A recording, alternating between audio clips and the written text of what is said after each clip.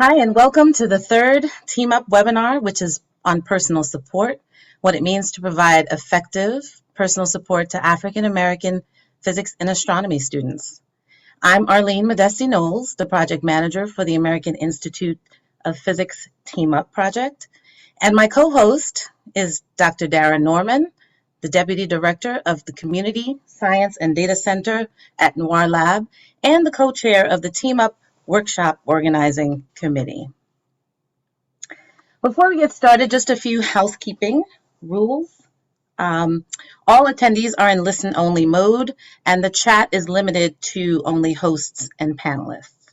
So please don't use the chat for anything unless you have an issue. And please don't put questions into the chat.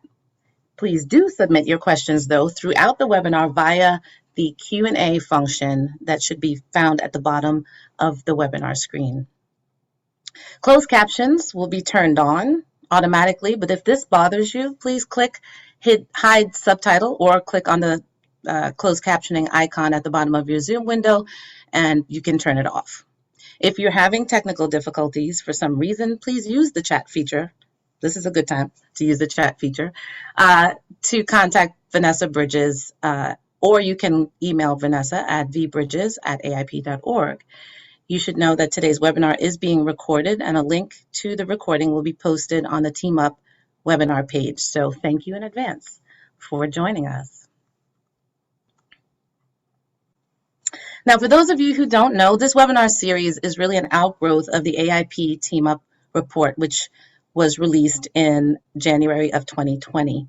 The time is now, systemic changes to increase African Americans with bachelor's degrees in physics and astronomy. And you can read the report on our webpage at aip.org/teamup for free. And in this report, we identified 5 key factors contributing to the success or the lack of persistence of African Americans in undergraduate physics and astronomy. Those key factors are belonging, physics identity, academic support, personal support, and leadership and structures. Now, the Team Up webinar series, with this series, we aim to explore the Team Up factors more deeply and unpack some of the concepts touched on in the report more fully. We endeavor to educate the community and the larger society about the experiences of African American students in physics and astronomy and related STEM fields, and we want to highlight systemic issues in those spaces. But most of all, we hope to inspire positive action and systemic change in support of the goal of increasing the numbers of African American students earning degrees in these fields. Now, as mentioned, today's webinar is on exploring the key factor of personal support as it pertains to African Americans in physics and astronomy. We learned that in the Team Up study that African American students, more than others, were dealing with financial concerns that cause significant stress, and that students are navigating systems of oppression and societal issues that affect their engagement in physics and astronomy classrooms and in those spaces.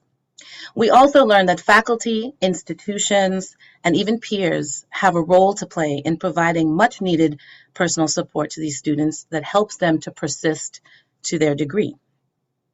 Today, we explore more deeply what personal support in this context means and how it can be beneficial to African American students in physics and astronomy. We look at how we can build relationships with African American students to facilitate identifying and meeting their needs, and we discuss practical ideas for how to provide personal support to African American students that supports their academic success. So today, we will hear from Dr. Gerceida Jones, Dr. Lionel Pittman Jr., and Dr. Belinda Cheeseboro, 3 scientists who will give us a more nuanced understanding of personal support for African American physics and astronomy students and share their own experiences receiving and providing meaningful support. But first, I'm going to turn it over to my co-host and colleague, Dr. Dara Norman, to talk about the format of today's webinar and introduce the speakers. Welcome, everyone. Thank you for coming to the webinar. Today, we're going to have presentations by three dynamic speakers that I'm very excited to hear from. Each of them will speak for 20 minutes consecutively, and then we'll have about 35 minutes for a panel discussion that will include questions that you ask. Please put your questions in the Q&A box throughout the webinar, and we'll try to get to as many questions as possible during the panel session. So with that, I am going to introduce our first speaker. So our first speaker is Dr. Gerceida Jones.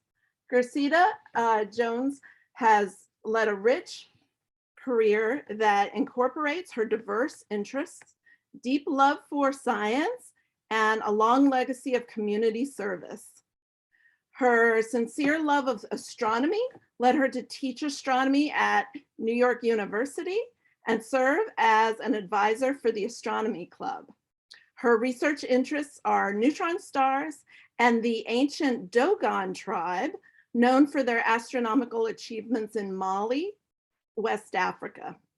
Dr. Jones has also published textbooks and written articles about astronomy, the science behind technology, and her outreach efforts. In the summers, she and a team of educators run a workshop called St.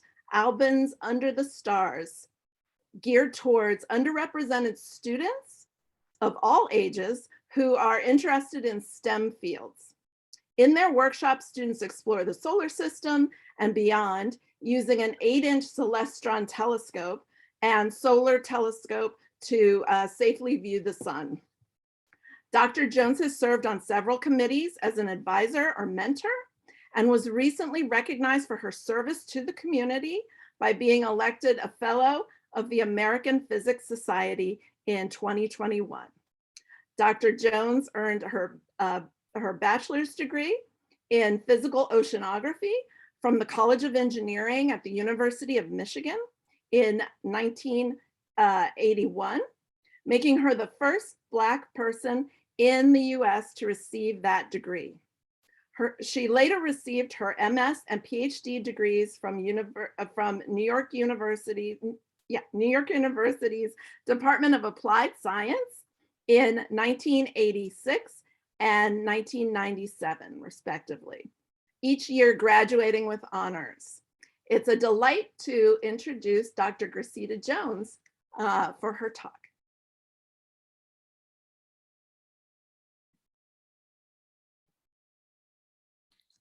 Thank you, Dara, and good evening or good afternoon, everyone. And I want to thank the AIP team for inviting me to talk to you today about this very important topic on providing personal support. Now, the title slide that you see here, Physics and Astronomy in an Inclusive Environment for African American Students, was chosen because I sort of looked around campuses all across America and realized that a sense of belonging was lacking. I know that some of you may feel invisible, amongst your peers, and believe it or not, professors, we go through the same thing at colleges. Next.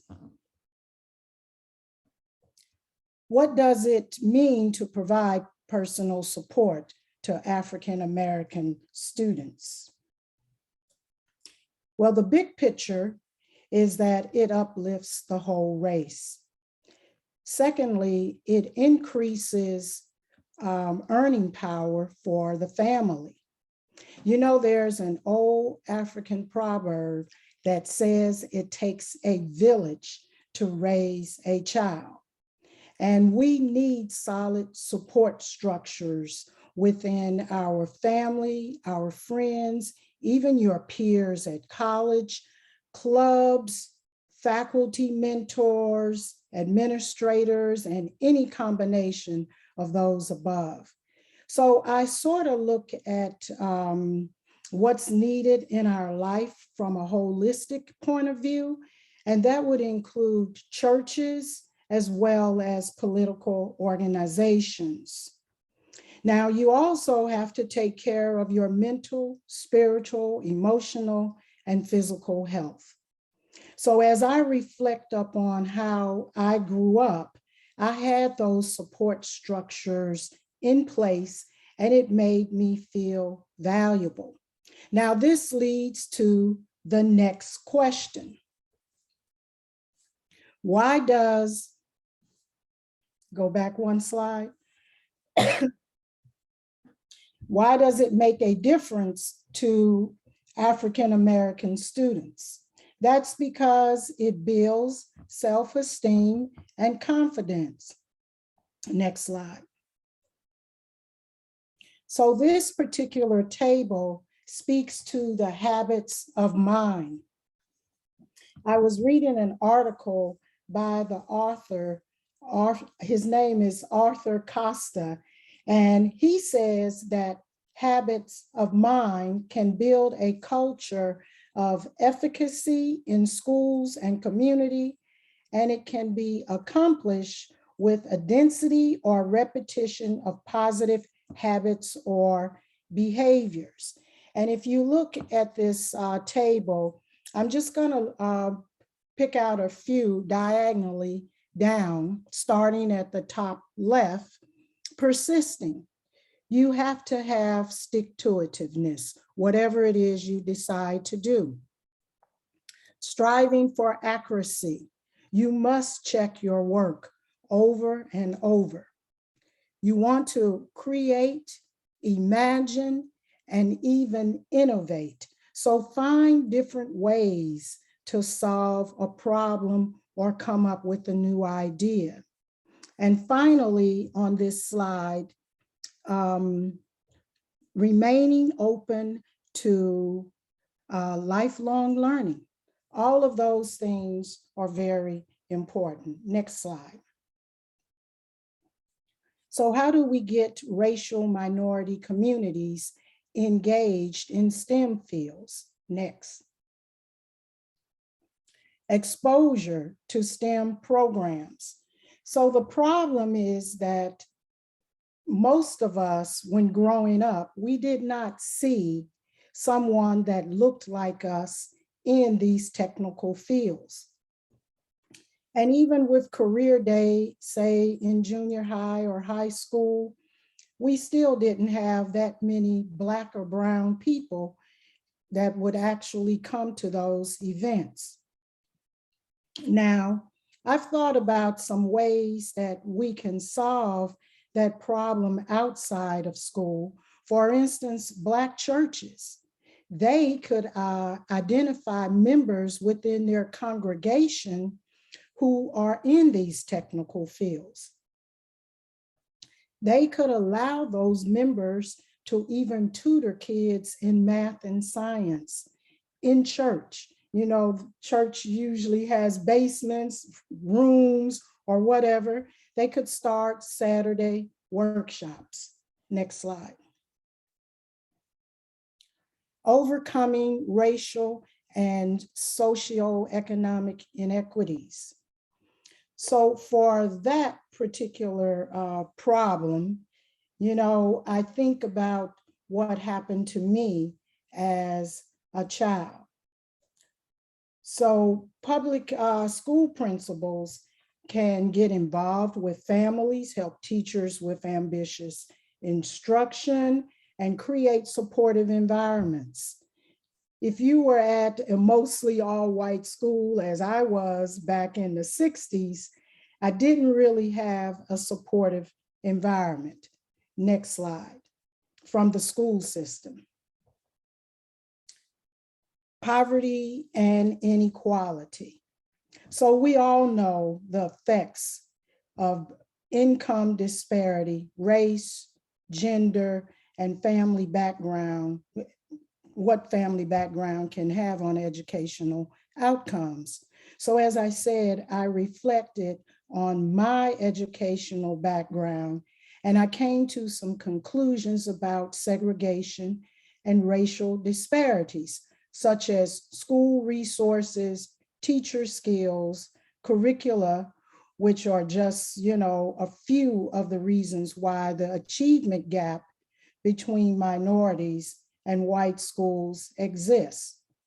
The environment is important, teacher expectations also. Even though I received a strong foundation from an all-Black school growing up in the South, and this was before integration, when my grandmother sent me to this all-white Southside elementary school, my fourth grade teacher actually said to me, if I didn't get my act together, I'd be back in the fields picking cotton where I belong. What a horrible thing to say to a fourth grade child. I went home and I told my grandmother what had happened that day.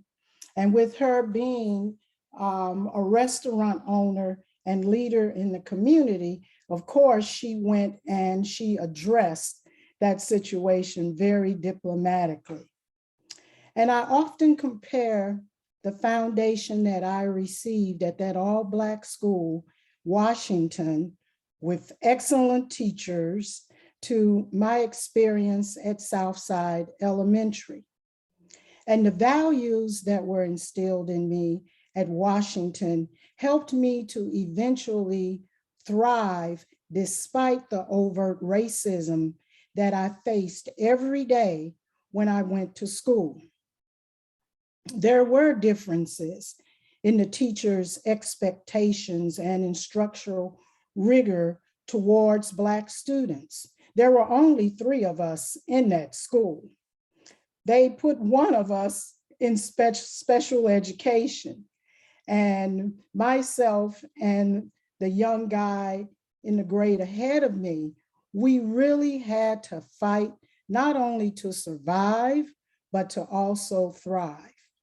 And my peers at Southside really didn't have an effect on my achievements because I had made up my mind that I was going to succeed. And I quickly saw them as the competition and became very competitive.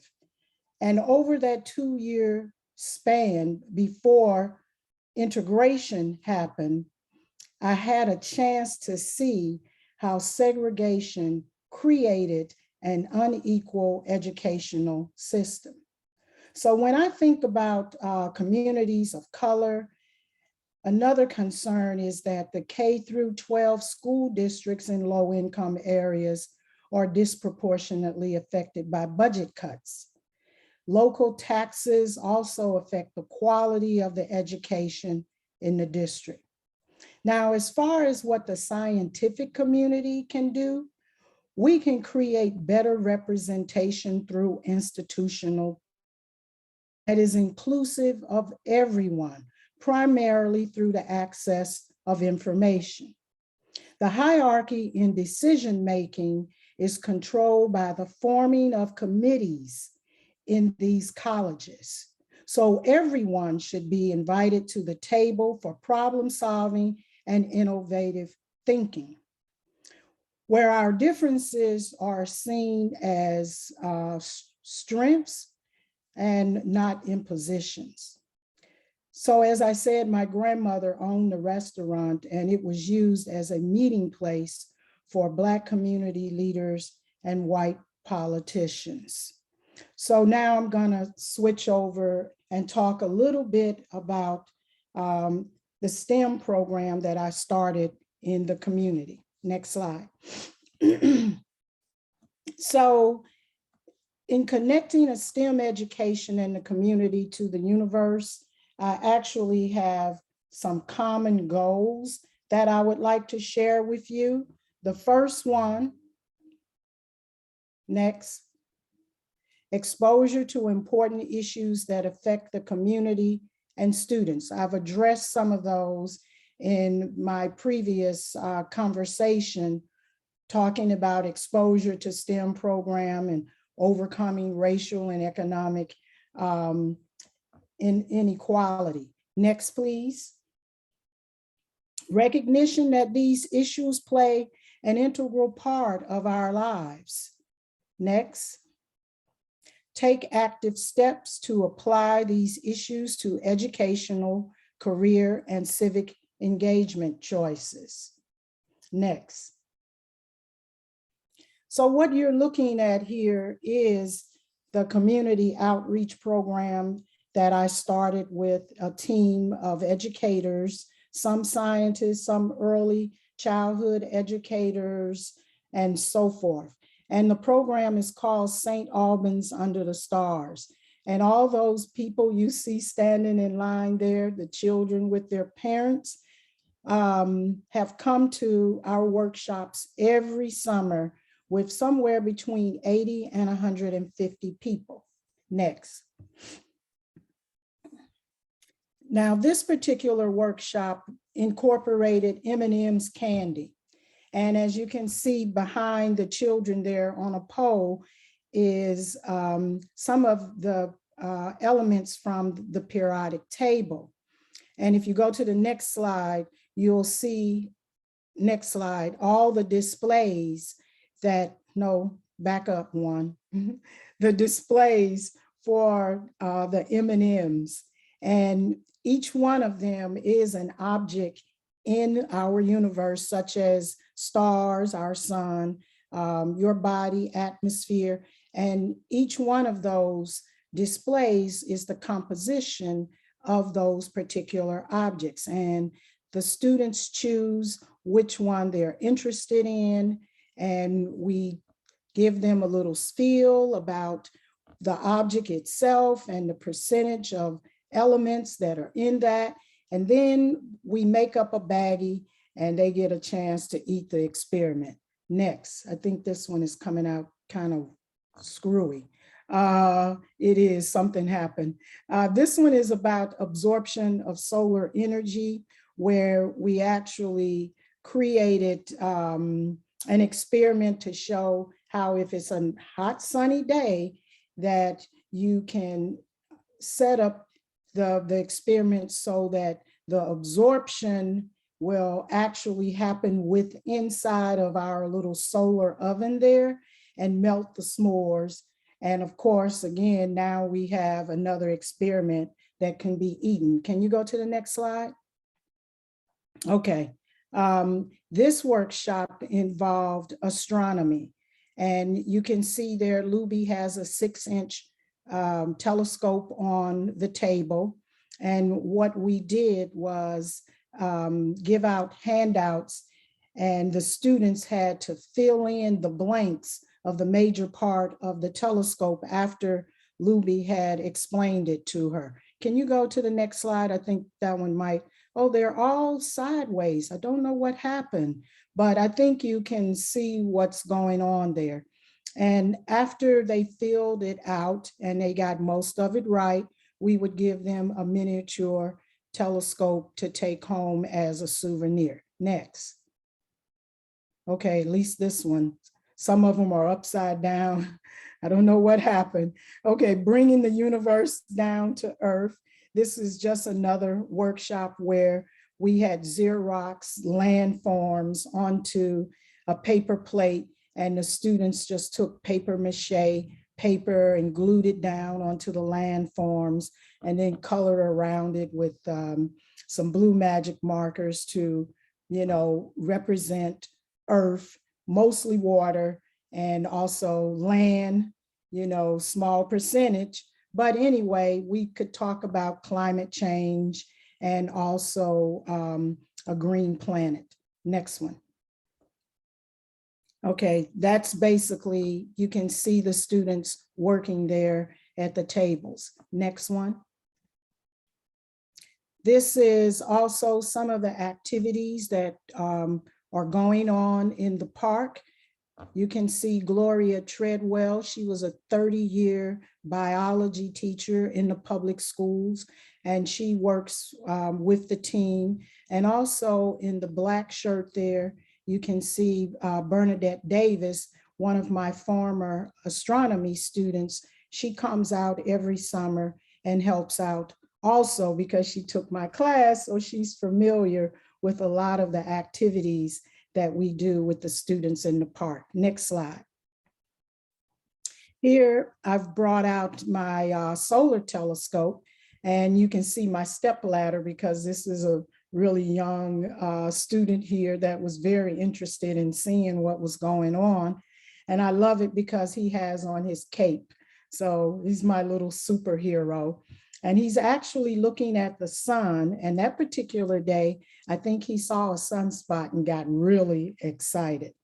The gentleman behind in the background with the brown hat on is Councilman Demeek Miller. And he was responsible for bringing Family Day to St. Albans Park every summer. Next slide. Poster sessions. We had a lot of poster sessions, and Paramjot, whom you see in this particular slide, graduated from NYU in 2018 with an economics degree and minors in math, computer science, and astronomy. And her poster session was on what is string theory.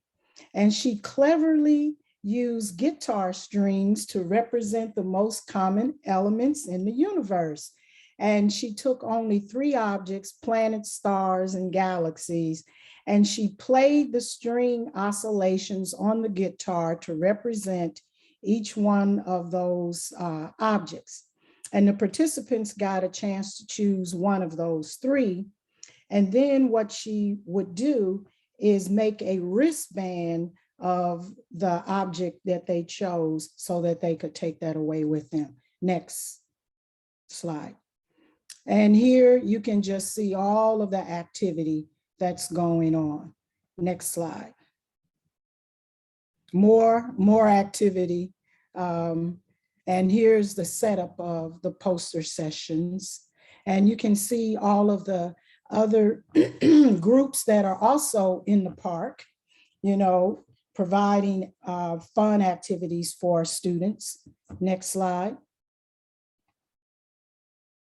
And this one I like because what we try to do is engage community members as role models in our program. So in the far background in the black dress, Dr. Liberta Mays was the dean at Medgar Evers College, and she was responsible for early childhood development. So that's her there in the picture, along with Marion Weber in the white, who is a master quilter. So we had retirees and other community members come out to help us. Now, the one that's sideways is Carl Clay looking through the telescope. He is the director and founder of the Black Spectrum Theater in our community. Next slide. So this is the stage that he would set up, and he would bring famous musicians, you know, to the park for this event on Family Day, and they would perform. And while the parents were listening to the music, we were engaging our students. So rather than STEM, it became STEAM. Next slide. And here I am setting up that 8-inch Celestron telescope for night viewing. And the Amateur Astronomers Association here in New York would also come and join me and bring their telescopes, and we would point them at different objects in the night sky so that everyone could see what was actually happening. Next slide. And these are my concluding remarks. I wanted to show you all a short video, but wasn't able to get it up. So this is what I want to leave with you. Do not neglect the gift that is in you. And you know what that is. That's 1 Timothy 4:14. Next slide. That's my works cited. Next slide.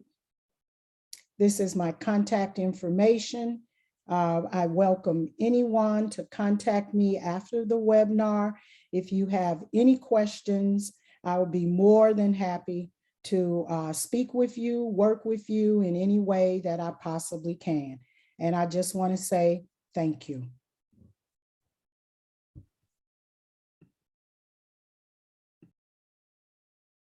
Thank you so much, Dr. Jones.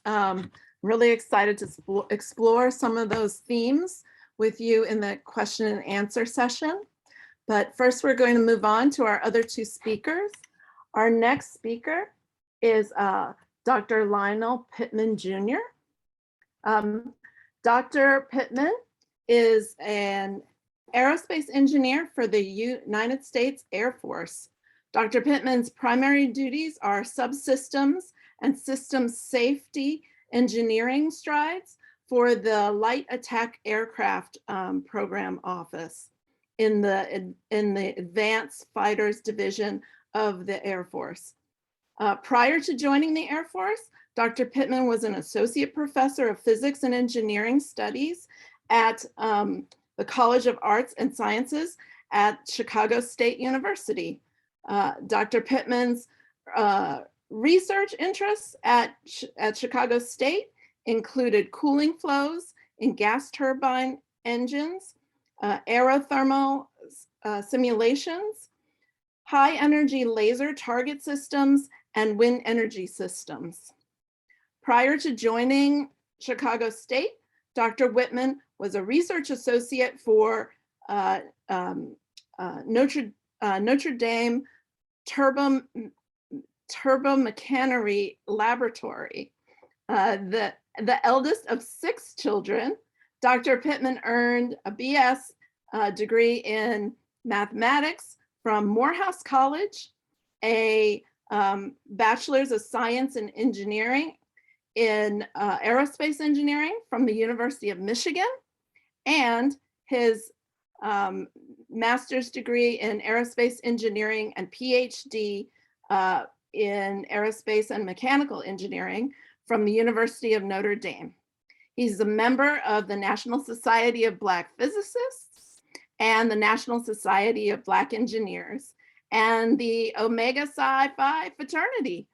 So Dr. Pittman. Thank you so much for that introduction. First off, I want to thank everyone for being here. I also want to thank AIP and the Team Up team for doing this much needed work. We know that we need more of us, especially with some of the challenges that we're going to be facing as a nation, as a community, and as a planet. So if we don't have people who look at us at the table, we can't expect to have good solutions. So with that in mind, can get started. If you could, yep, presentation. All right, so the presentation just took the title, Personal Support, what it means to provide effective personal support to African Americans, physics and astronomy students. Next slide. So I'll start off about me, born and raised in Chicago, Illinois. There's the flag. And as stated, I'm the eldest out of 6 kids. There's a picture of my family. Next slide, please. As stated, I went to Morehouse College, University of Michigan, and University of Notre Dame. If you ask me, I kind of fell into all 3 of those schools, but it kind of worked out in the end. Next slide. After University of Notre Dame, I went to Chicago State University and joined the Physics and Engineering Studies Department. And it was one of the greatest experiences of my life. Had opportunities to work with not just amazing faculty, but organizations such as NASA, National Society of Black Physicists, National Society of Black Engineers, Fermilab, and the National Science Foundation.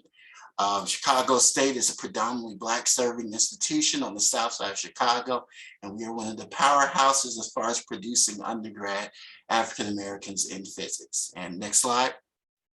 And currently, I'm an engineer for the United States Air Force, working in the Advanced Fighters and Warcraft Directorate. Next slide, please. So,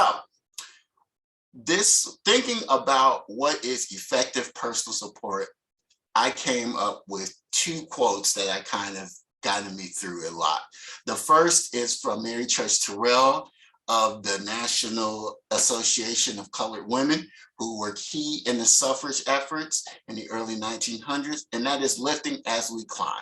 And to this means that at all levels through our STEM journey, we have to support one another. And that support should not stop, and it should always increase. From when you're a student, just hanging out with your fellow students in solidarity, all the way to you're in the professional and you're showing, you're helping students go from one opportunity to the next. And the next quote I have is from the Bible, Proverbs 27:17. As iron sharpens iron, so must one person sharpen the other. This means that every interaction I have with students should have the intent to improve or assist them during their journey. Next slide, please. So based on that, throughout my journey, I've come up with kind of some pillars of personal support that I've kind of used, has been successful for me and for other students. The first foremost is identity as a STEM professional. This means you belong. This means we belong. This means we deserve to get all the opportunities. We deserve to be in any location where we see fit, deeming that we do have the qualifications and the work ethic and the drive. The next pillar is honesty or tough love. Sometimes, especially with some of the people in our community, we need to have tough love with each other. That doesn't mean overly harsh. That just means being honest. And sometimes honesty means getting out of a toxic situation. And sometimes honesty means making sure that a student is effectively challenging themselves and preparing themselves for the next step. The next pillar is realism. We live in a sometimes very cruel world, especially towards our community. We need to be realistic with our approach in life as far as academic realism, social realism, and personal realism. And in line with that is the next pillar, compassion and empathy. We need to be understanding of that everyone, even within our community, comes from a diverse perspective, a diverse set of experiences. And those need to be taken into account once we're figuring out how to support each other. Next is mentorship and investment. Mentorship is something that has helped me out a lot and that I'm starting to do a lot with students. But the key of that is also being invested in a person, and not just invested if they succeed and become some kind of large big shot, but that they achieve their goals and that they have gotten to a place where they are comfortable. Next is family and friends, which we can sometimes neglect in our journey. Sometimes going through the daily grind of trying to get through classes, get through the lab, get through work, we forget that some of our core, our base, our number one kind of pillar of support are family and friends. And they may not understand some of the topics that we deal with, but they always will be in support. Next is adaptability. And the only way to really get through life is we got to bend. We know that if we're too stiff in things, we'll break. But if we are flexible enough, we can bend and kind of adjust to any situation. And lastly is optimism. We have to be optimistic. If we're not optimistic in ourselves, optimistic in the students, optimistic in the future, then it's hard to get motivated to do the work that is needed to help advance our community in STEM and physics and help ensure that the STEM solutions that are going to be needed for the several problems that we're going to have as a species coming in the 2000s have representation that looks like us. So next slide. So when I'm thinking of a personal support system, please go back one. All levels in the STEM academies and beyond, you need a very strong personal support. It's so strong and so needed that it has become a focus and a central aspect in the training of students. Next slide, please. At the core, I believe a personal support system is a network of people, mentality, values, objects that one can turn towards guidance, especially when things get difficult. Next slide. Personal support has to be a well-rounded system because at all levels, from your classroom to the lab to the boardroom, we need to have a flexible system of support. And I know personally, without a personal support system, I would not be where I am today. Next slide. For me, personal support system has grown. It started students just huddling together, trying to get through advanced calculus, all the way up to convincing students that graduate school or taking a position is the right thing to do, even if they're not confident in themselves. And although I believe that the personal support system is individualized, is not one size fits all, I believe that the end game for all personal support systems, from people who are at the end, and from people at the beginning, is to make sure that we pass along our failures and successes such that the generation after us has a much better time. Next slide, please.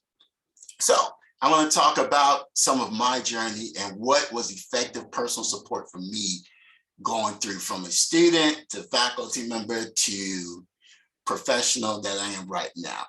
The first thing, starting when I was at Morehouse, was my identity as a Black man in STEM. There were a lot of steadfast, stalwart faculty members who supported me at Morehouse College, from Dr. Willie Rockworth to Dr. Artis Jenkins, and even some of my seniors like Dr. Thomas Searles, who made sure that I was supported in my journey in STEM. And that wasn't always pleasant, and that wasn't always what I felt with time, but they always made sure that I kept focused and that I felt that I had a sense of self-worth and belonging in the STEM community. Honesty that I got from these people, turning some of my unfettered dreams as students into successful plans. I wanted to do it all, and I thought I could do it all, but that is only part of it. You have to have a plan that is based in realism to get to your goals. So I'm not saying that people can't do anything, but there are ways to do things in an efficient way. And pulling from expertise of our seniors to say, these are the ways you want to go, these are the things you got to go, really helped me as a student. Pushing my limits on the academic and personal efforts. This is something that I struggle with the students, and I see a lot of students. It is already hard enough to get through a physics curriculum, a STEM curriculum, but we owe it to ourselves not just to hit the bare minimum. My father always used the adage that, you have to be 200% better than your counterpart. And this is part of that push. This is part of that pushing, going to the limits, going to, taking classes that you might not want, going to graduate school, taking responsibilities in your professional career. These are things that help establish you in STEM and build your confidence. Other thing was reminding me that I have a whole life ahead of me after school. This is something that once we have our blinders on, especially as students. I know I did, especially in graduate school. Realizing that there is life after graduate school, that, it's all, life after undergrad, that you need to be a fully realized person was key to me and key to keeping your perspective during my journey. And last, as a student, having a guidepost or grounding rod. This was from my family. This was from some of the admin, some of the people who said, yes, it's hard, but if other people did it before you, so can you. And just keeping me on task. Next slide, please. The biggest takeaway for me and my personal support as a student was having allies, mentors, and advocates at each step that would ensure I could have a sounding board when issues and opportunities came up. And this was everything from students to faculty to administrators, staff, professional, friends, and family.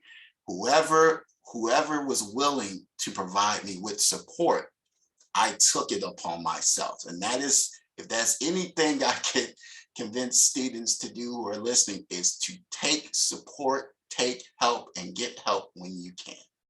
Next slide, please. Now it changes a little bit.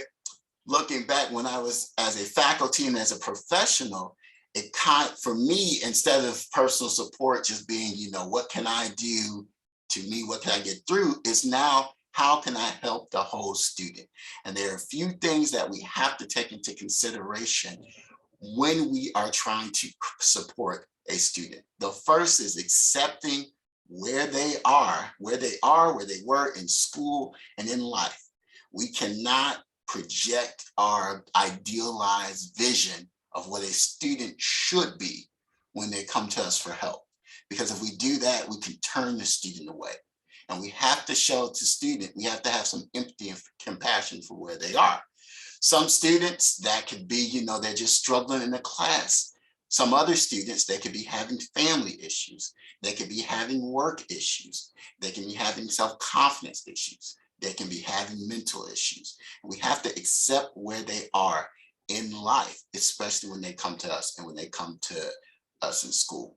The next is understanding where they want to go. This is another thing that we should really think about when we're providing effective personal support. It's not where we want to go. It's not where I want them to go as a student.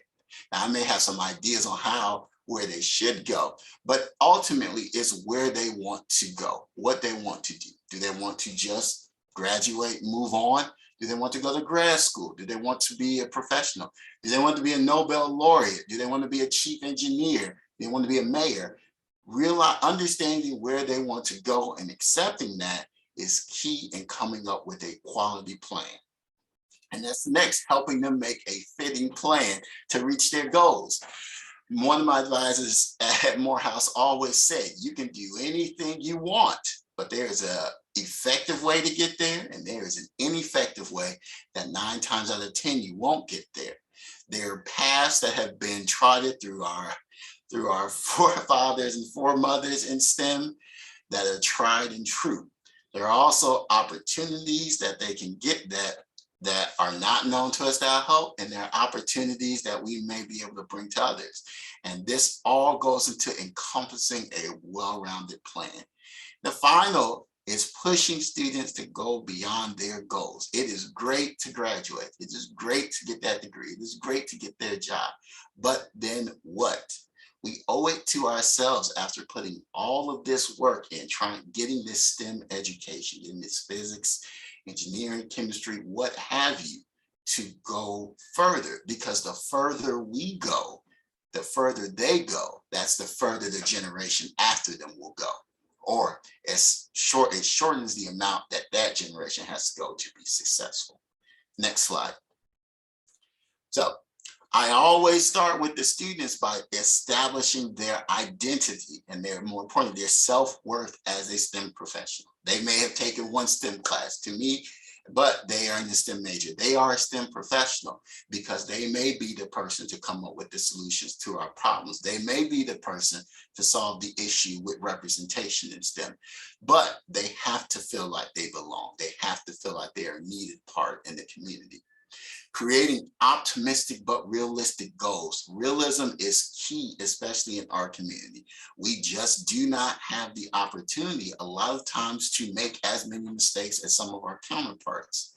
That doesn't mean we can't be as or more successful. That just means we have to have that much better of a plan. Stressing that students should challenge and advocate for themselves. Students should not just settle with getting by. They are more than that. They are going to be the future of our community. They are going to be the leaders. They need to be able to have that drive. And they need to, honestly, sometimes students need to go through this just to prove to themselves that they could, because doubt keeps a lot of students from doing things that they could soar at. And lastly, giving mine and other STEM journeys as both lights at the end of the tunnel and as exit lights. Now, we all need these understandings, examples. My father showed me several examples of STEM forefathers from Charles Drew to Ronald E. McNair while I was growing up. I always tell students to find somebody currently and somebody in the past that you can look to for guidance and inspiration. And the next thing, when I say exit lights, I don't necessarily mean, getting out or leaving the field. What I mean is using the failures that myself and others have to know when there's a toxic situation, to know when you shouldn't take a professor, to know when you shouldn't take a position. Knowing from the past failures of people who came before us is key, because if we make the same mistakes moving forward, we are wasting time. If the student is making the same mistakes that I made and was not effectively able to support them in that, then that means in some ways I have failed that student. Next slide. Also, I've really learned the key of being an unyielding advocate for students and the pipeline of all phases. And I think Dr. Jones's work in New York is a key example of that. We have to, at this point, once we've gotten to the other side, we have to be advocates for everyone under us. We have to, there's so many times I've been in meetings with various organizations or at Chicago State where it is the faculty who are advocating for the students. And that advocating has gotten the students a lot. Also, when students stand up for themselves, especially in toxic environments, especially when they feel that they're not getting all of their education, they get more ownership as far as their STEM identity. Realizing and reminding students that there needs to be a focus on wellness at all levels, mental, spiritual, physical wellness. This is something that was one of the failures that I had, especially in my graduate career. And I've always told students that you have to be well-rounded. You have to take care of yourself, because if you don't have your health, you can't do anything. And lastly, talking students, especially grad students, off the cliff. There are several trials and tribulations in our STEM journey, from, not having the resources to, pay for a semester, to having an advisor who doesn't support you, to having a supervisor who keeps passing you up for a promotion. Sometimes you want to quit, and there have been several times that me just talking to students, just telling them that, it can be better, or it's okay to leave that situation, has been key. Recently, I talked with a student who was in a graduate program at a school on the East Coast, extremely toxic environment, but felt that if he left, he failed.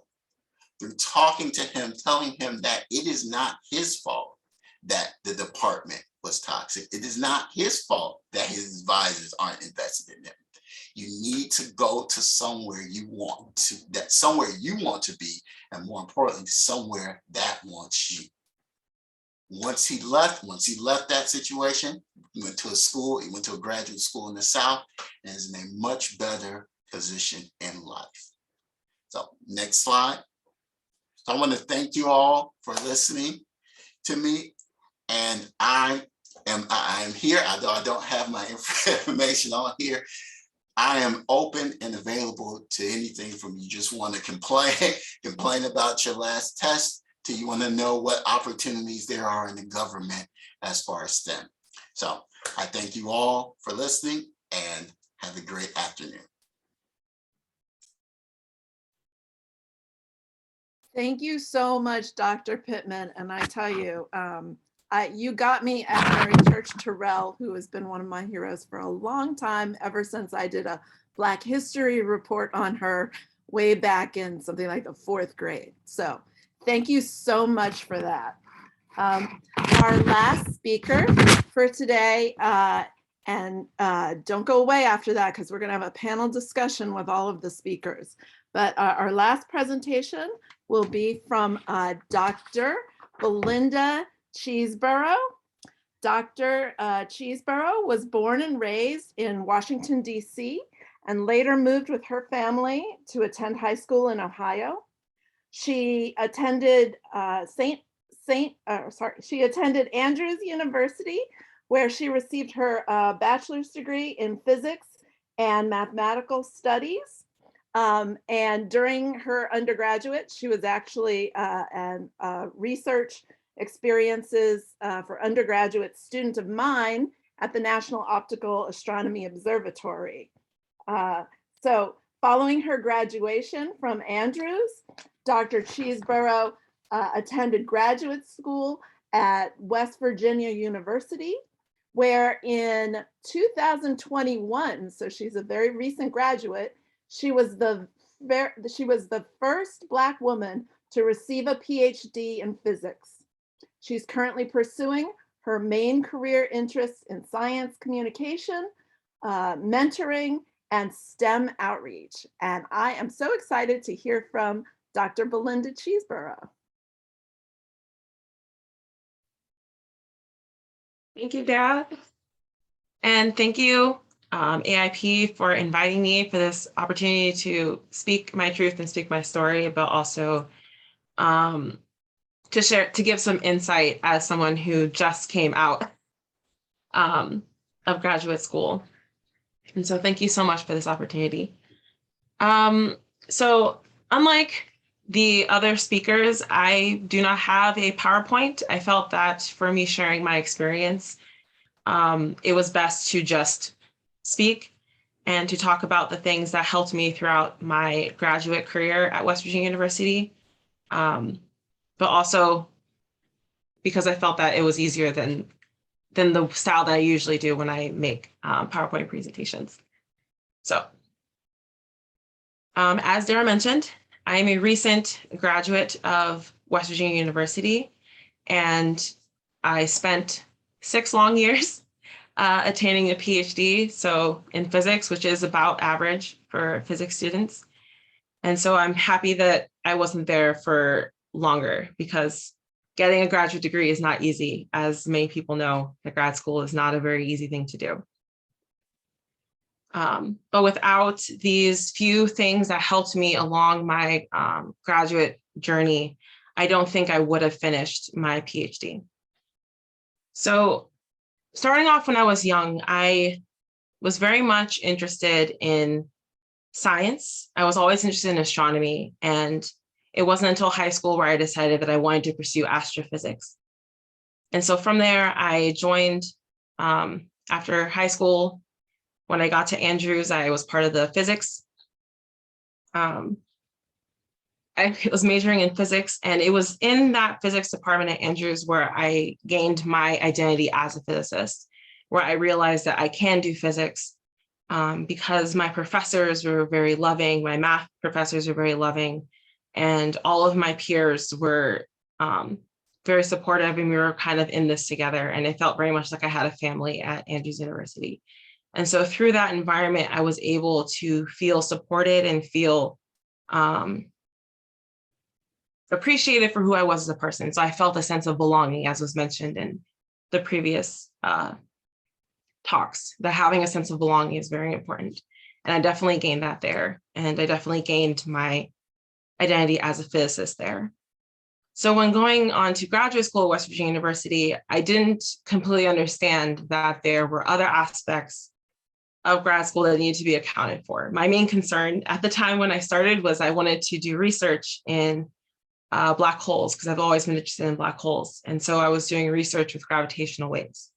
And so in graduate school, things were different. So my first advisor is mainly where a lot of my main issues and stories that come from. And I won't go into a full discussion of all of the details regarding that, because I actually have a blog that I started with my best friend from grad school that talks more about that story. And I'll briefly share the screen here, if everyone can see it there. So this is our website here. And here I have 3 blog posts dedicated to talking specifically about my journey and specifically about my experiences from grad school. So my first advisor was someone who was a white man, and he was the first white man that I ever had as an advisor, because even in undergrad, my academic advisor was a woman. And as Dara mentioned, during my summer undergraduate research experience, she was also my advisor. So this was the first white man advisor that I ever had, and it was definitely a different experience. During when I was working with my advisor at that time, there was a lot of things where I wasn't feeling the support that I needed, but I didn't know how to articulate it because I didn't understand that what I was going through wasn't what I was supposed to be going through as a graduate student. And it wasn't until my best friend came along later that I understood, like, our experience wasn't what I was supposed to be going through, wasn't the kind of education that I was needing in graduate school. And so through those years working with the advisor, I started to doubt my identity as a researcher. And there were many times where I wanted to give up and felt that maybe this wasn't where I belonged. But it was through the support of my peers where I felt in solidarity that I can get through at least some of it. So back in 2019, that reached the pinnacle of all of these issues, where I was forcibly removed from my first advisor's research group. And leading up to that point, I was already in preparation of trying to find other options for me to change course and figure out what I can do in order to fix the situation that I was in with my advisor. And so I sought help from the DEI chair of our department at that time, and also the department chair. And my best friend and I, we were both going through this process, and we had a meeting with them to discuss what our options are. And so in that meeting where we discussed the issues and concerns that we had with our advisor at that time, it felt that our experience was being belittled as a common experience of a squabble between a graduate student and their advisor. And they were trying to relate our experience as the only 2 Black women graduate students at the time with their own experiences. And for reference, they're both white men. And it felt like they were trying to belittle, as I said, belittle our experience. And so the options that they gave us were to, of course, switch advisors, to get an advisor outside of the university, and they'll co-advise with a faculty member within our university, to transfer to a different university, or as a final option, to leave grad school altogether. So as you can imagine, that's very detrimental to maintaining African-American students within physics and astronomy, because we can leave on our own, but being told that that's an option for us, I felt was even more hurtful. So during that experience, and when the removal happened, when my best friend and I were both kicked out of our research group, if I didn't have my support network of my peers, and also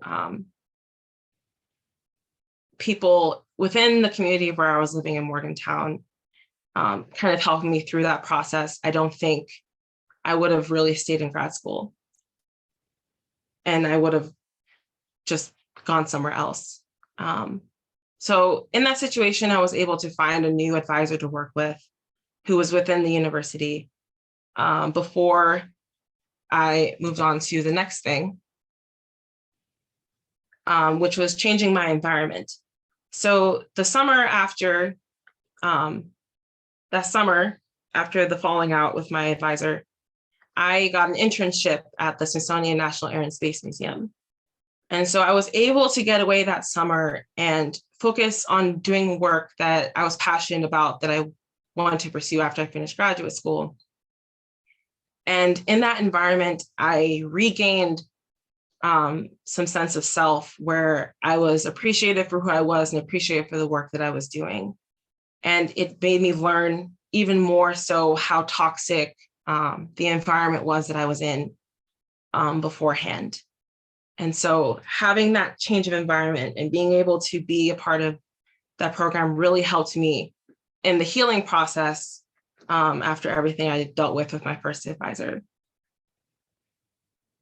And so following that, another part that kind of helped throughout the entire graduate process was having a protected space.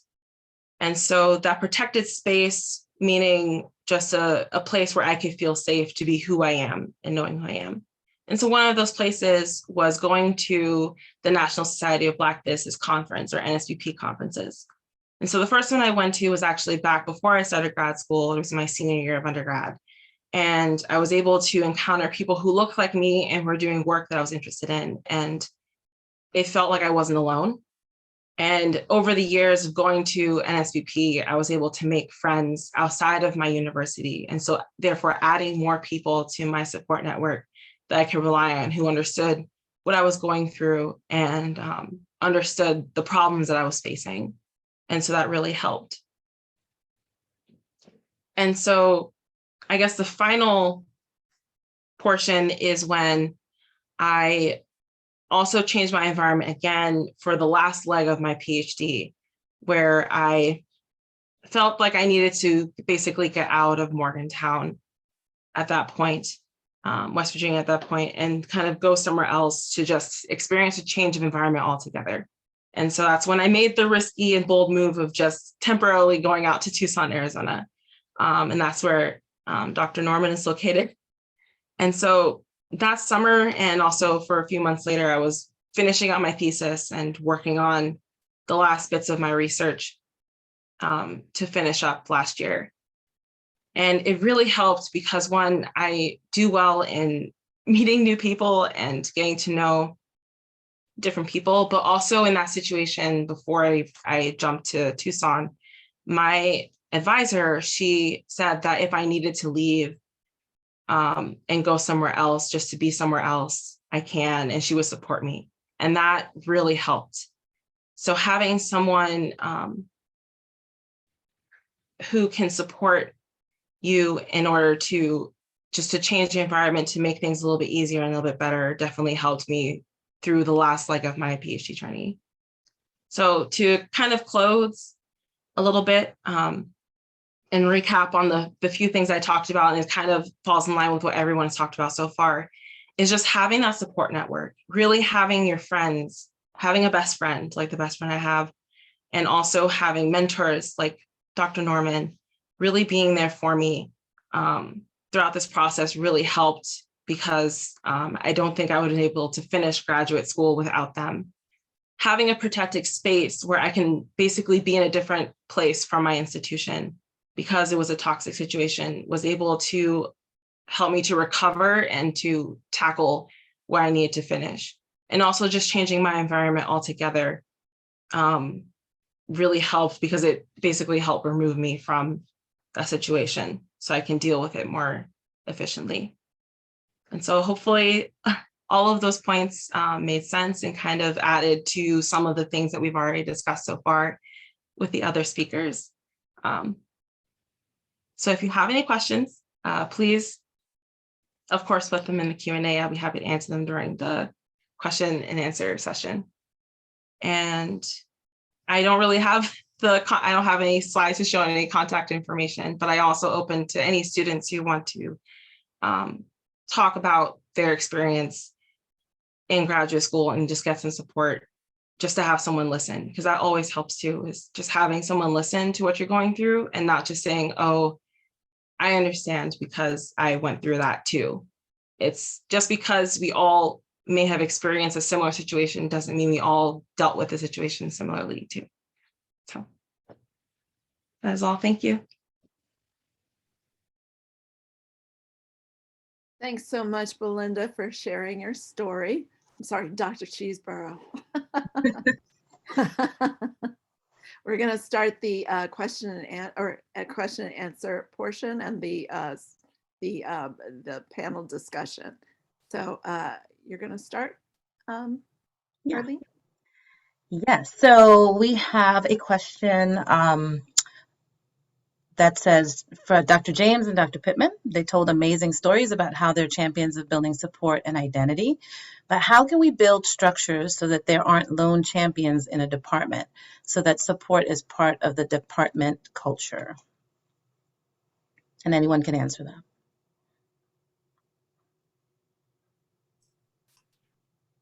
I can start.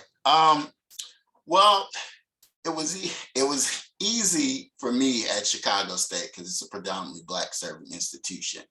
But the key is we have to have more people like us in those spaces, especially in graduate school. As Dr. Cheeseboro said, that was a classic tale of the good old boys club that is graduate education in physics and in STEM.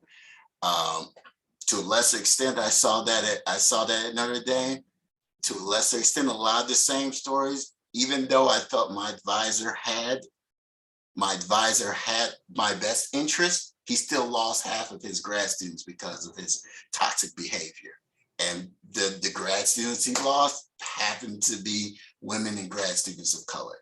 So the first step, I think, is we have to have more people who look like us.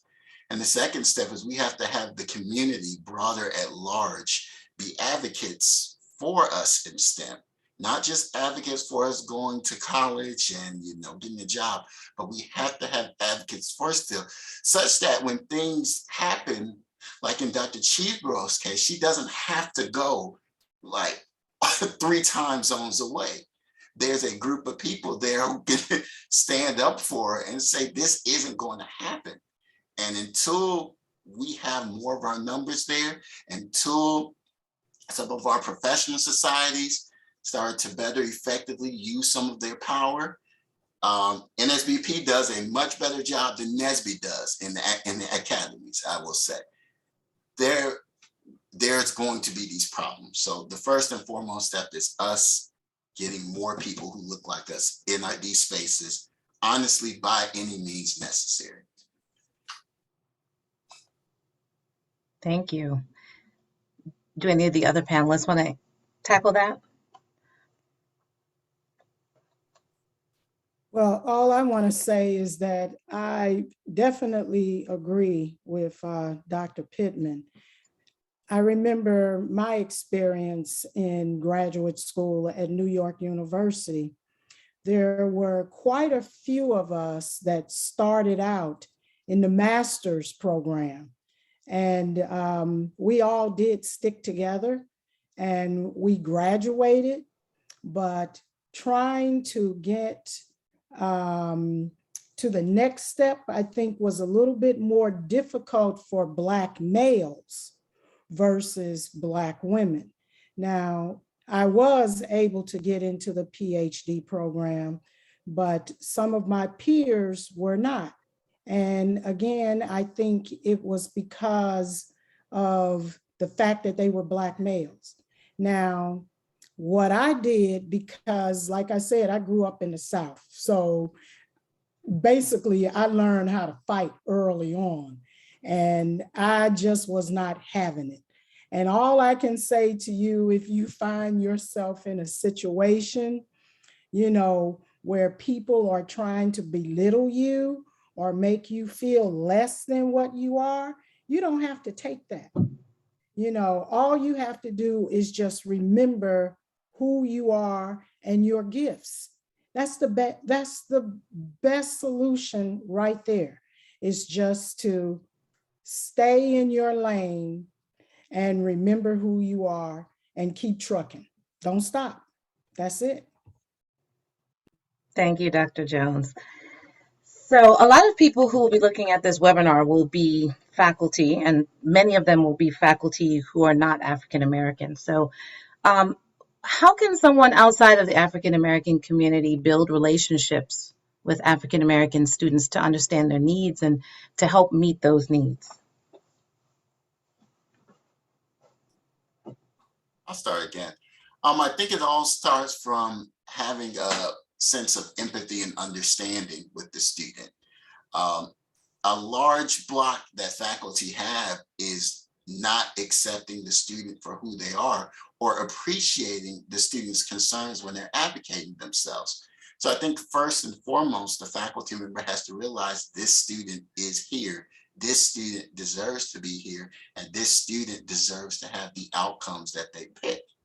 And then just listening to the student, right? I get it. You gotta, go through, you gotta get your lab results, you have to get your papers, you have to get your classes, but that's only one part to the mentor, to the faculty student relationship. There should be a personal part where you talk to see how it's going, to see where a student is upset, and to actually be invested in that student's well-being. I mean, honestly, professors need to take some things from the corporate environment as far as how they're required to consider the wellness of their employee, their student. But I really think if we come from a standard of understanding and valuing another person, that's the way to start. Mm-hmm. I can go next. That's fine. Yes, please. Yeah, so I second everything that Dr. Pittman stated. And that was, in my case, I was listened to, but I felt like I wasn't really heard. And so that was the reason, another reason for the blog that my best friend and I made, was because we wanted our stories to be heard. We wanted justice for the things that happened to us. And so we wanted people to understand that this is happening and that things need to be done about it. And in the cases of faculty who are willing to listen and willing to allow students to be heard, as mentioned before, also advocate for them. We were told in that meeting with the chair and our department chair and the DEI chair that our advisor was actually like speaking well of us, but he would never say that to our faces, but he was saying that to others. So that's not proper advocacy in that part. Because if you are properly advocating for your students, they should feel that from you rather than hearing it from someone else. And so that among the listening and making sure your students are heard, also properly advocating for them, can also be supporting them as someone who may not identify as me, but as an ally. That's part of being an ally as well. Yeah. And Dr. Cheeseboro, you talked about the real contrast between your undergraduate experience and your graduate experience. And so I'm just wondering, in the undergraduate experience, I presume that there are a lot of faculty who were who were not African American, but somehow you mentioned feeling loved and cared for, which are not things that you often hear from students regarding their academic program. So I'd love to hear some of the things that your faculty did that made you feel like you were cared for and that they were invested in you, as Dr. Pittman said. Yeah, so my undergrad, there were no Black faculty whatsoever. All of them are white. And in the physics department. And I was actually, now I think back on it, I was the only Black female there as well. I was the only Black woman student ever in that department the entire time, but I didn't feel othered. The faculty were always kind. They saw potential in me.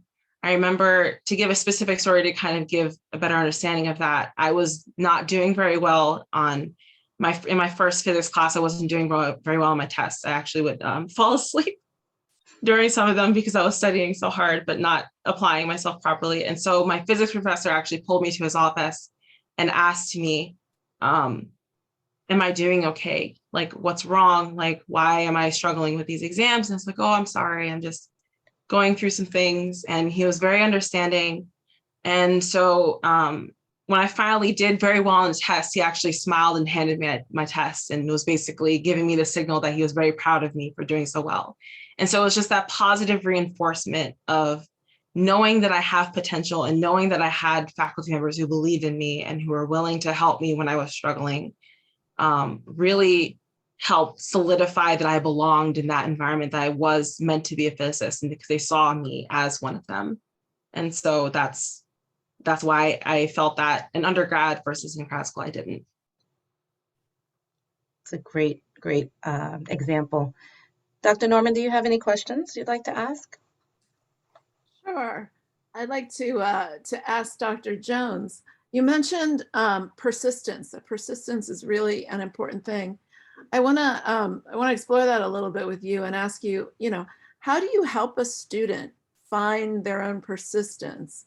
What are some of the things that you maybe help them with to figure out how they can persist in an environment that can be challenging? Well, first of all, I would hope that whatever they're doing, it's their passion. So that's one thing. You have to be passionate about your pick of careers. Like I remember a friend of mine when I was in undergrad, she said to me, she said, just pick one. And that's exactly what I decided to do. I picked one. And then I realized that even though it wasn't easy, I just had to persist. So you have to have that stick-to-itiveness, no matter how many times you fail. It's like a baby. When a baby starts to walk, or trying to walk, they stand up on the couch, they hold on the side of the couch, they let go, they fall down. And then they get up, they try it again. And they'll keep trying, so failure to me is really not an option in the sense that this is something you just have to do over and over and over. Just because you're not getting it the first time doesn't mean that eventually it won't sink in. So you just have to be dedicated to whatever it is you're doing.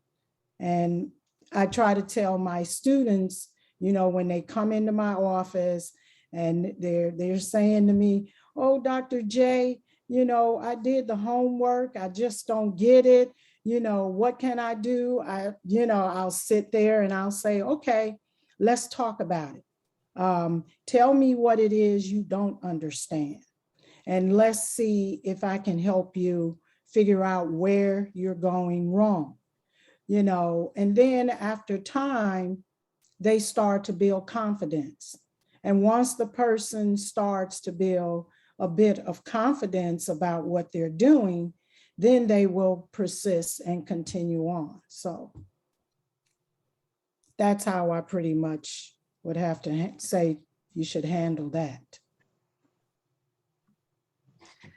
And Dr. Pittman, you talked about departments encouraging well-rounded support systems. I'm curious if you have any advice for some of the faculty there who might be listening, who are interested in trying to better have whole departments who help students and support this well-roundedness.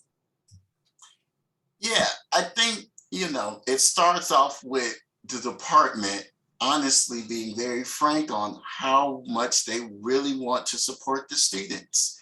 Going back to Chicago State, our well-roundedness was, not just having, a very rigorous, curriculum, but making sure that our students had summer experience. They couldn't, they couldn't just do nothing. They had to do something because they were owed it. Also making sure that our students had lives, especially we had a lot of non-traditional students. A lot of them had families. A lot of them were coming from not the best, previous college experience. So understanding that the student is more than the 3 hours a week you spend in the classroom and the 10 hours they spend on the homework assignment, that, just like you're a whole person, right? As a faculty member, right, when you go out the door, right, you go to your family, you go hang out with your friends, you go travel, you do all these things. So if you're going to be a well-rounded person for yourself in your life, you want your students at the very least to take your job. So that means at the very least, they need to be as capable, as stable as you. So I would say first, the faculty have to have those department meetings that are more than just what class are we going to do, what's going to be cut, complaining sessions about the admin. Although you need those, but they need to be student-centered ones that saying this student, especially smaller departments. We went through all of our students by name. This student, they did this. What did they need? What did they do last semester? What else do they do in life? Do they have a family? Do they work? What do they want to do? So looking at being fully invested in the student and then looking at the student as a person is what I think is the first step to some of these departments. Because if you're not, then the department needs to be honest with themselves and what are they really doing for these students? Why do they really have students? If they're just looking for students to be tuition bags, then to me, they're teaching, they're in the academies for all the wrong reasons.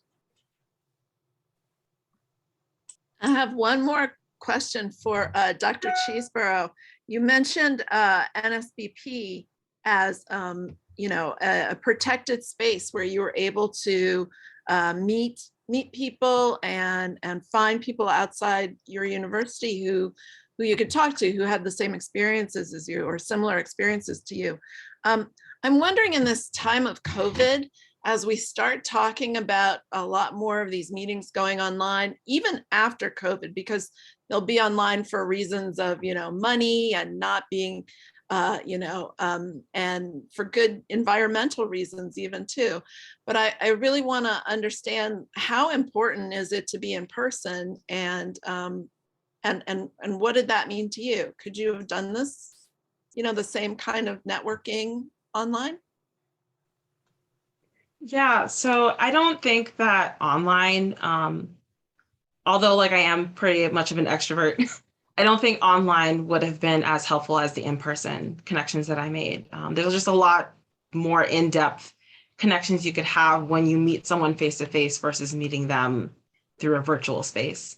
And so I feel that the connections I made, because I made those before COVID and before like online meetings, they were more tangible. And so therefore it was easier even during COVID to keep those connections stable and persistent. So.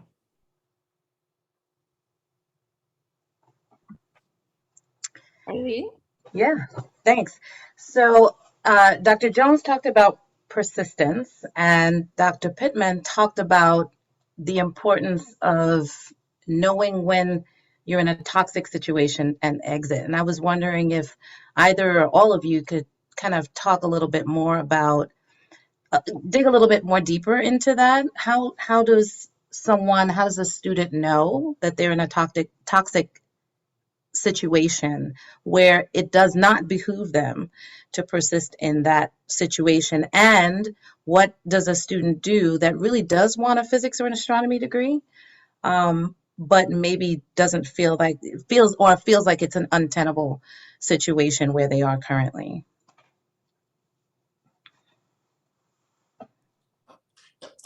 I'll start. Well, but on the untenable situation, I'll start with that. For me, two things that really got me through grad school was one, finding listening boards, finding people who I can bounce things off for, especially that I can, I would say, hey, I've been in the lab 48 hours. And he's like, that doesn't make any sense. And just having that ally just say, that's wrong, could kind of flip the switch for a student to say, this environment is starting to be bad. This environment is starting to be bad. I was on the position at Notre Dame that they would have to tell me no, or tell me I'm gone. So for me, I looked at it as, yes, I may not be getting as much support from all of the other faculty, but as long as I have the desire to be here, I'm going to keep persisting. And Dr. John said, you have to really want it, right? Because at the end of the day, it's going to be grad school is a very isolating place, and most times it's going to be you. But it's important to keep talking with people, especially outside of your department, either in the physics community abroad or your family, so you can say, this is my experience. And they can, and more times than not, my mom more especially, more times than not said, that does not make sense. And we need to get out of that isolation and get that feedback from other people. And that's the first sign of us realizing that we are in a very bad situation. Can I jump in? Yes, please. So you will know when you're in a toxic situation. Number one, you will be treated as if you're invisible. And I'm sure all of you have had that experience where students, professors, or whatever, you think they're looking at you, but they're looking straight by you. You have that feeling. And I remember now I'm going to talk about undergrad, because that's where I really was in a toxic environment at the University of Michigan in the College of Engineering. I was in the physical oceanography department, and there were no other people in the department that looked like me. The one person that was there when I first came, she left. And I was like, where are you going? But she had met someone and decided she wanted to run away and get married. But she told me, you'll make it. And what finally happened is my advisor in the department, Dr. Guy Meadows, if it wasn't for him, I don't think I would have made it, because he had to tell all of the other professors in the department to back off. Literally, he said, back off and leave that girl alone, because she is determined to make it. So I did have him in my corner, and I had my administrator advisor also in my corner, a Black woman who also fought for me. And then I met a mechanical engineering professor, and I took his class. And like you, Dr. Cheeseboro, I was having difficulty in that class. I was failing his exams, even though I was going to office hours. And he was like, Gerceida, what's wrong with you? I know you know the material because you come to office hours all the time. And what he discovered, he says, I think I know what the problem is. He put me in a separate room from everybody when I took the exam. What was happening is that I'm a very sensitive person. And what was happening is that I felt everybody else's anxiety. And that prevented me from actually focusing on my exam. So once he took me out of there and put me in another room, I got straight A's from that point on. As a matter of fact, that's how I took my PhD qualifying exam. Someone was in the room with me and he was all flustered, and I had to call my advisor and say, please remove him. He can't be in this room with me. So, you just have to sort of figure out also what works for you. And that worked for me. It sounded like it took someone who was in tune with you as a student, or as Dr. Pittman said, invested in That's your right. success. Yes. Yes. So we have another question. that says, thank you to all of the speakers for their wonderful talks. It was really good to hear about the relationship between Dr. Cheeseboro and Dr. Norman. Related to that, how can those of us who do not work at universities but care deeply about students best support students? And I don't know where this person, what environment this person is in.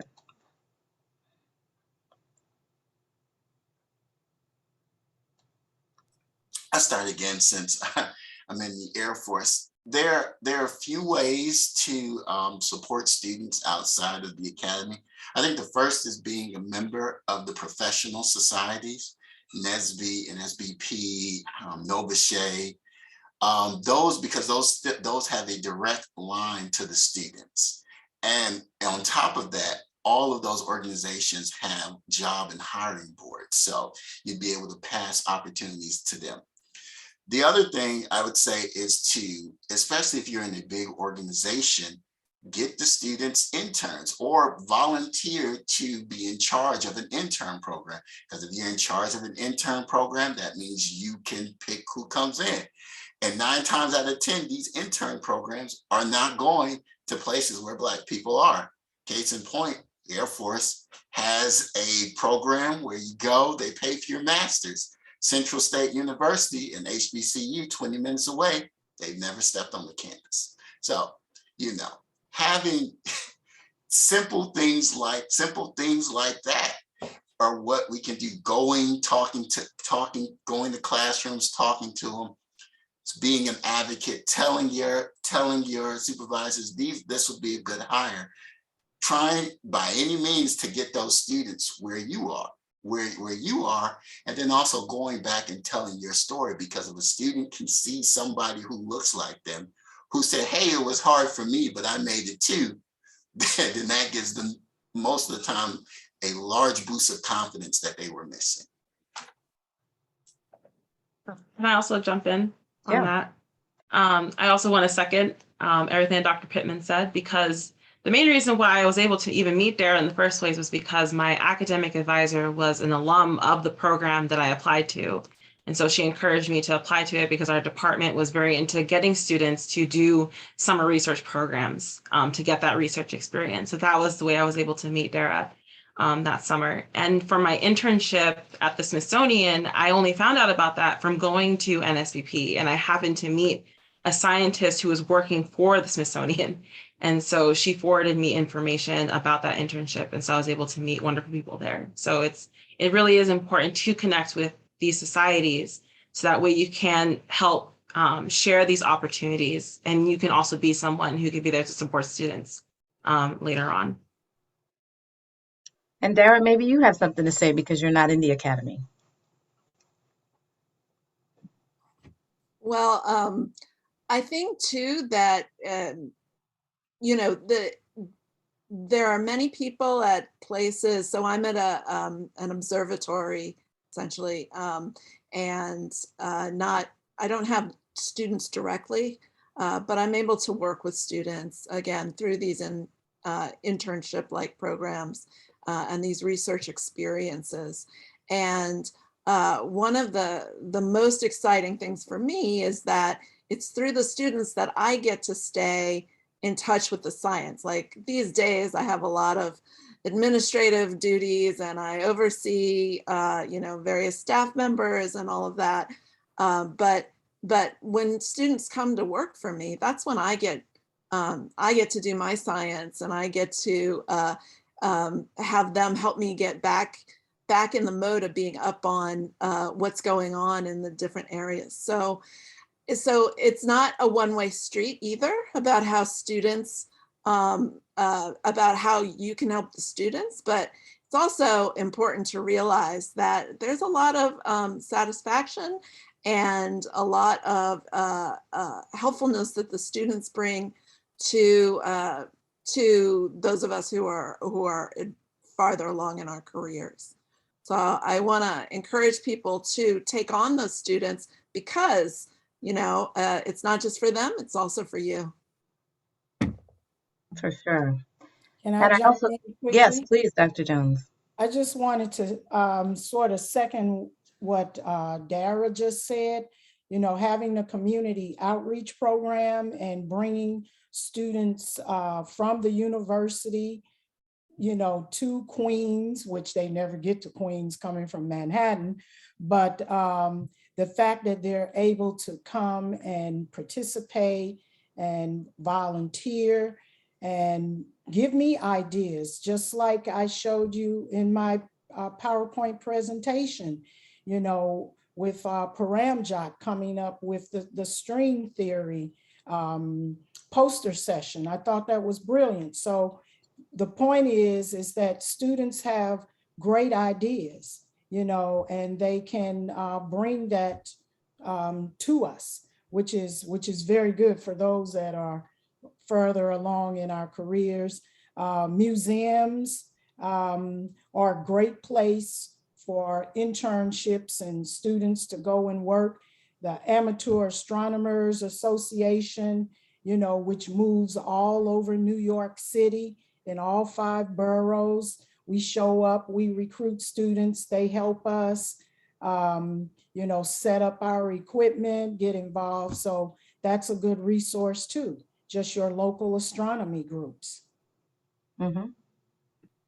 And I think all of that really broadens students' career options. They get to learn about careers outside of the academy, and they can think about, what they want to do in the future. So it helps to broaden their experiences. So what can professional societies do to contribute to the personal support that would be beneficial to students? And not just NSBP, but other professional societies as well.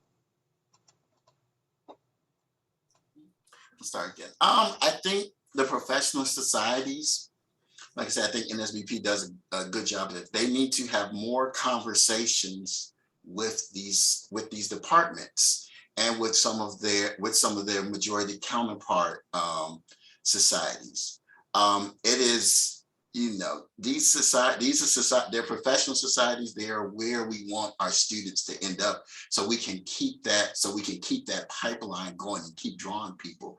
So I think they need to start having more conversations with departments, because I think the professional societies right now are at a good place with being able to put a student in a job. And I get, like, NSBE and per se, that was a lot what NSBE does, and NSBE has become very good with it. But NSBE honestly needs to transition or branch out to talking more with departments, figuring out how to better support some of the enrichment programs. And they are getting brought, they're doing a great job doing that. But I think that's the next step, trying to have more of our voice in those classrooms, because a lot of these corporations, a lot of these government entities are talking with deans or talking with departments about the skills that they want students to have. So why shouldn't the organizations that represent us do the same thing? Can I add to that as well? Yeah. I think, especially with my situation, that is similar to what some other people have gone through. If there are ways for professional societies to hold some of these departments accountable for some of the toxic situations that they have these students in, I think that would also really help, at least with students having someone outside of their department or outside of the university to go to for help regarding these things, because that's what made my situation very difficult, which is why we resulted in just telling our story to the broader public in general. But just having just a dedicated person for students to go to help to advocate for them in these situations, or at least hold these departments accountable, will be very helpful, especially coming from these professional societies, since the departments are linked to them. Right. Very true. Go ahead, Tara.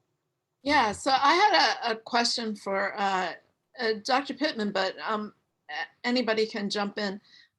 You mentioned about how,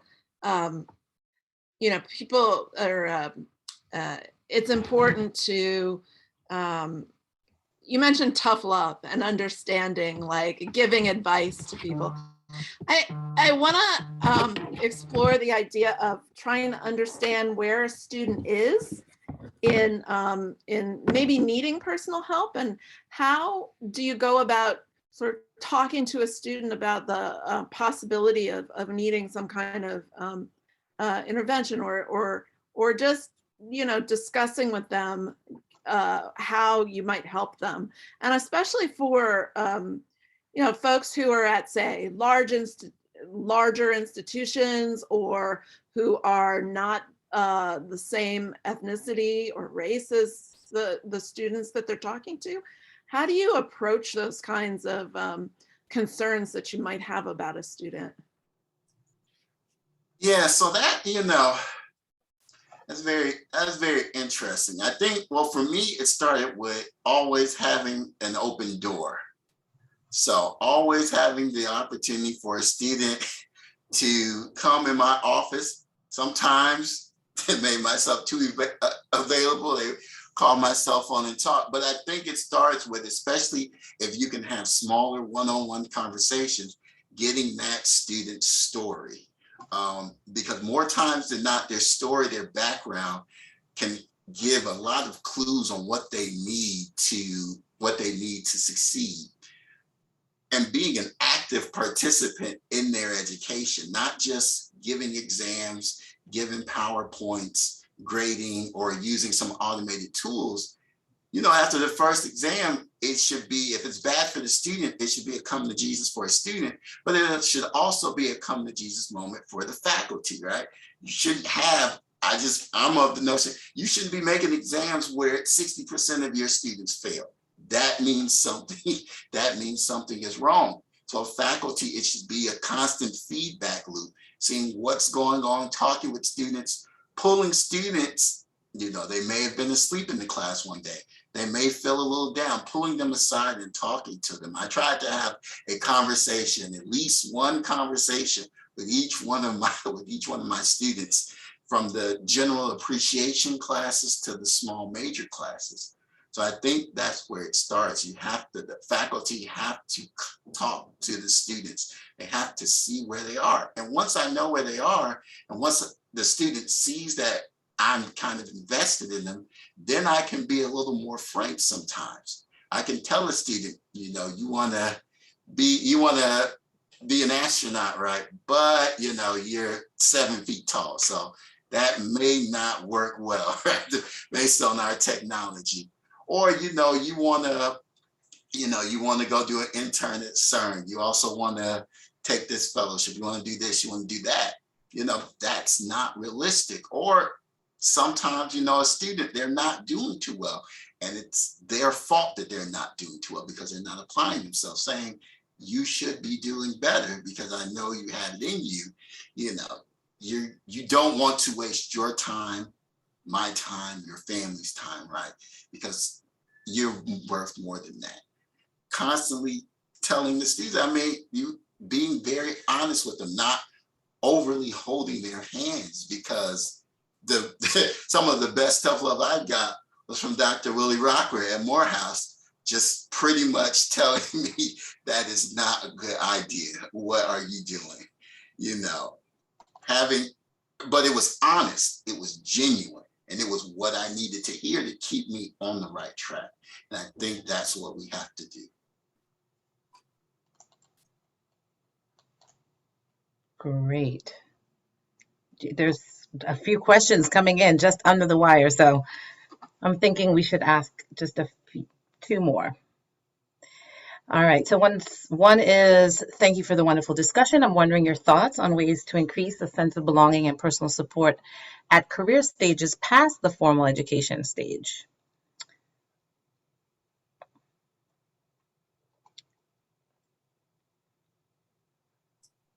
I think it's the professional organizations. A lot of the times where professionals get away is because they lose that connection. You have to have some type of connection with the community, with the society. So, you know, keeping your professional memberships, maybe not every year, but every other year, go to a conference to get get re-energized. I think that's the easiest way for professionals. A lot of societies have alumni chapters, citywide chapters, going and interacting with those. And I think that's the easiest way probably to stay connected as a professional. There are other ways. You could go to a department, find the open faculty and say, I would like to sponsor a project, or, I just want to talk to the students, being very direct, inserting yourself into the department, because more times than not, the faculty will be generally open to it. Mhm. Another idea is to actually take trips with various societies, like the Amateur Astronomers Association. They like to chase solar eclipses or whatever. So they meet in various cities around the world. So that's also something that you can do so that you can continue to network and meet people. Is travel. Okay, great. Thank you. And then the last question. This person says, I know that as a white woman, I'm responsible for building a toolkit to advise students of color. I'd like to prioritize connecting my students with people who share their lived experiences, but I'm worried about increasing the unpaid labor of my colleagues. Do the panelists have any advice for how to facilitate these connections without overwhelming either my students or my colleagues?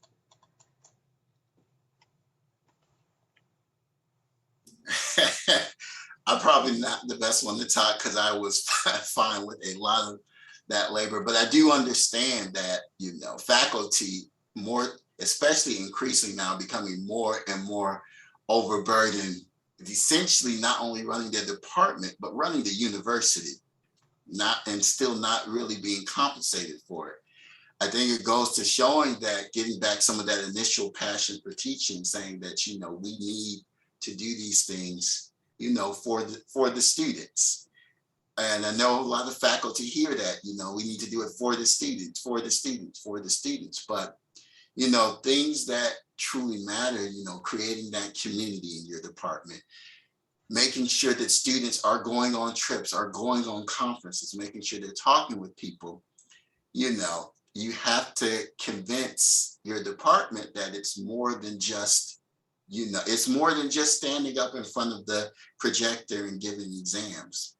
And if the department can't come to that, then, that's a very uphill battle. And for a lot of faculty, it's a very lonely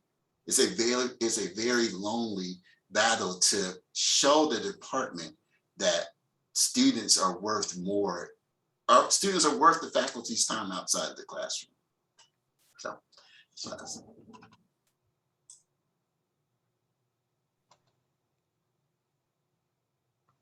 I'd also like to just point out that, NSBP, National Society of Black Physicists, National Society of Black Engineers, these are not just, these are not meetings that only Black people can go to, right? And so the opportunity to increase your network of who you know in the field and increase your connections to African American and Black STEM leaders is an opportunity to sort of spread the wealth around. So I encourage all of my colleagues out there to consider going to these meetings and understanding who are some of the people that you should be sending your students to?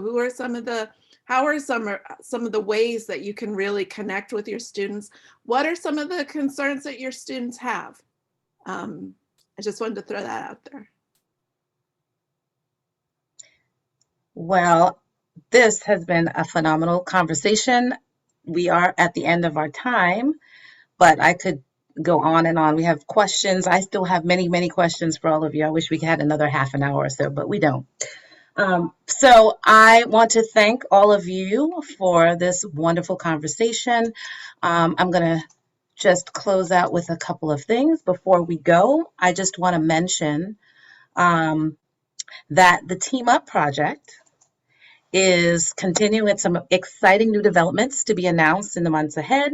Our next phase will be a collective impact initiative of the AIP Federation to tackle the need for financial support to African American physics and astronomy students, and funding to physics and astronomy, and provide funding to for physics and astronomy departments to promote African American student success. So stay tuned for that. You'll hear more about it soon, but we will be providing additional funding to students and departments. And really, this is another step in the quest to double the number of African American students earning bachelor's degrees in physics and astronomy by the year 2030. So stay tuned for that. Once again, I want to thank our amazing speakers for sharing their experiences, their insights, and their advice. I want to thank my co-host, Dr. Darren Norman, for her excellent stewardship of the discussion, our exceptional AIP staff, Vanessa Bridges and Bonita Thomas, who helped make this webinar run smoothly, and all of you for tuning in, sticking with us, and asking such thoughtful questions. This webinar has been recorded, and a link to the recording will be uploaded shortly on the Team Up webinar page. If you'd like to be notified of any incoming or upcoming webinars, please sign up on our web page for Team Up updates, or check out our Team Up webinar website. And finally, following this webinar, you will receive a survey. Please fill it out so that we can continue to provide quality programming to you. And once again, thank you for attending this webinar, and enjoy the rest of your day.